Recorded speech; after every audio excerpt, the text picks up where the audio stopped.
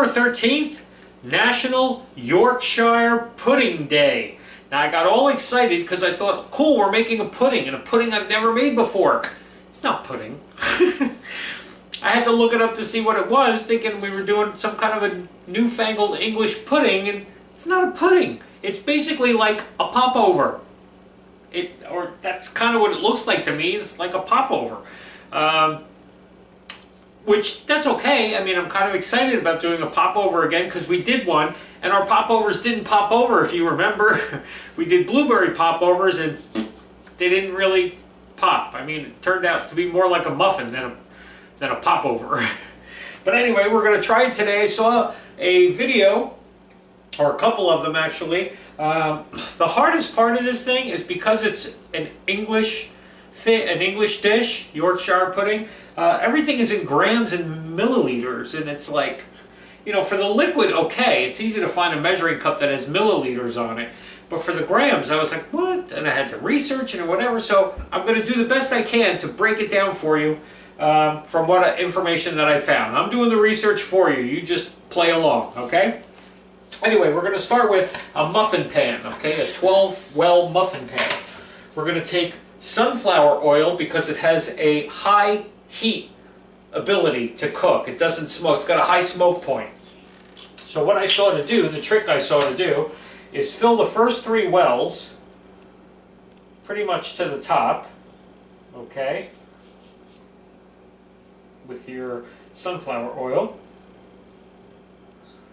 Because basically you got to put a certain amount from the recipe I saw into each well, but you're not going to sit here and measure that. So just make sure you're just about to the top with all of those. And then the trick is to carefully tilt it so it fills each well as you go. When you get to the bottom, they should all have the same equal amount. That's what it said. So let's see.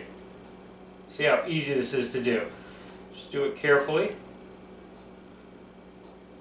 Okay. First one's okay. Now it's going to the second, to the third. And once you get to the edge of the third one, that's it. Looks kind of even to me.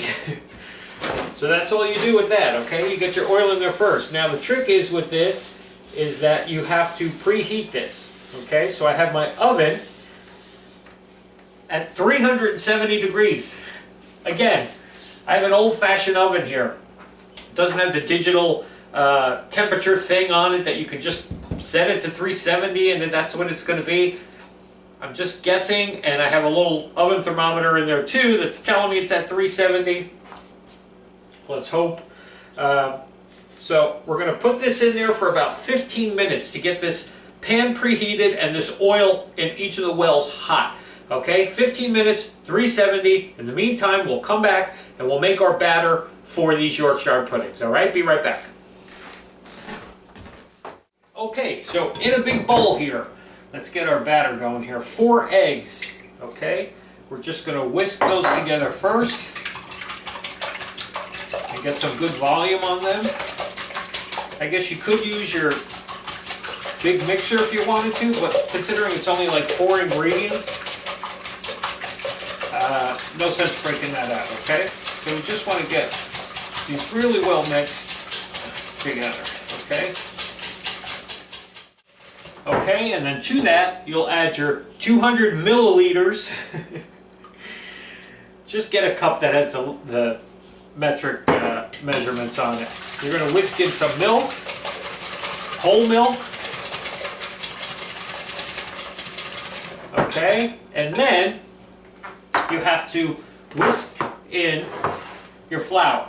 Now this is 200 grams of flour, which breaks down to, I found it online. It's a cup and a half plus a tablespoon plus 2 teaspoons. That's the closest I could find to this measurement. So what you're going to do is whisk that into, what's the word I'm looking for? It's not whisk, it's sift. Sift your flour into your egg mixture because you don't want to get lumps. You want no lumps in your batter. You want it nice and smooth, okay? So just sift all of this into there, and then we'll beat that up into our batter, okay? Okay, just mix this until we have a nice smooth batter, okay? Okay, and then just a pinch of salt, and that's it as far as seasoning goes, okay? So we have this nice smooth batter now. And what you're going to do is put this into a cup that you can pour with, okay? So I'm going to put it into this larger measuring cup here. Hopefully it all fits in there. We just took our pan out. It's really, really hot, so be careful. What you're going to do is pour your batter into each of these wells, and it should probably start frying up right away with the hot oil, okay? And you want to make sure that you catch any drippings in between. You don't want to drag it across and have drippings going on the top of your pan, because supposedly that will keep your puddings from really blowing up, which is what you want, okay? So I'm just going to add this to each of these wells here. All right, well, I got 8 of them. So I hope that's enough. Anyway, back in the oven with these, 25 minutes. Don't open your oven. If you're lucky enough to have a glass door and you can watch, great. I don't, so I'm just going to take it on faith. 25 minutes, and we'll be back. Okay, we're just waiting for our timer to go off, and then we're going to open this up and see what we got. Okay? Haven't peeked at all. So I don't even know what it's going to be. Could be a big mess when I open this. You're going to see it just like I'm going to see it for the first time. Alrighty? Fingers crossed, everybody. Hey, hey!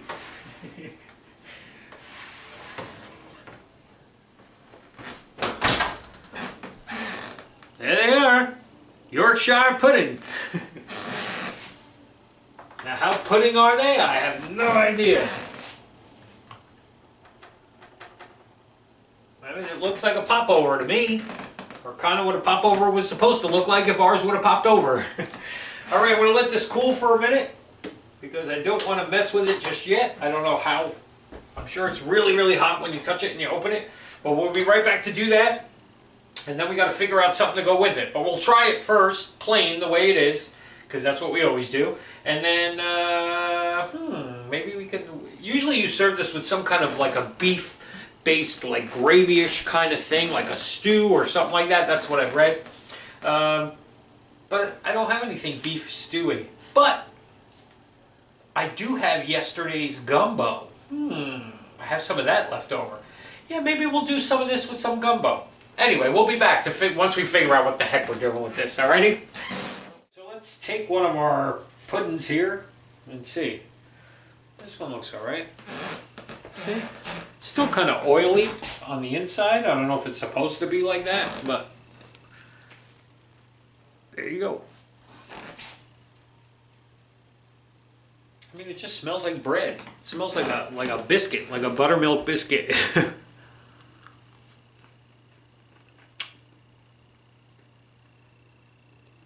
Kind of what it tastes like. Kind of. It's actually pretty good. It tastes like a pretzel. Like an unsalted pretzel. Soft, like one of those soft pretzels. I think it tastes like to me. I'm kind of digging it. I think it's kind of cool.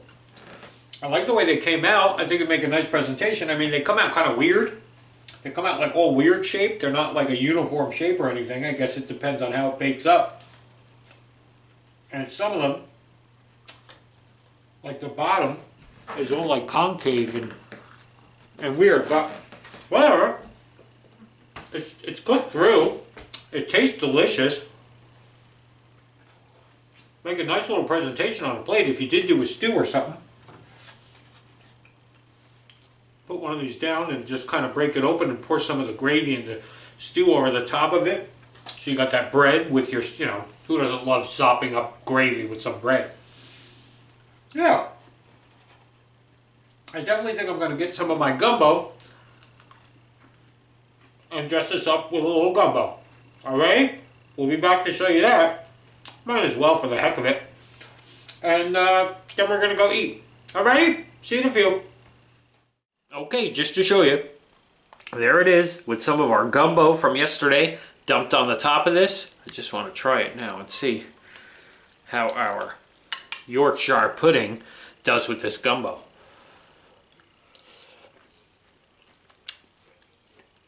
It goes perfect because you just need something saucy to put over the top of this. I mean, you can do anything with a Yorkshire pudding, I guess.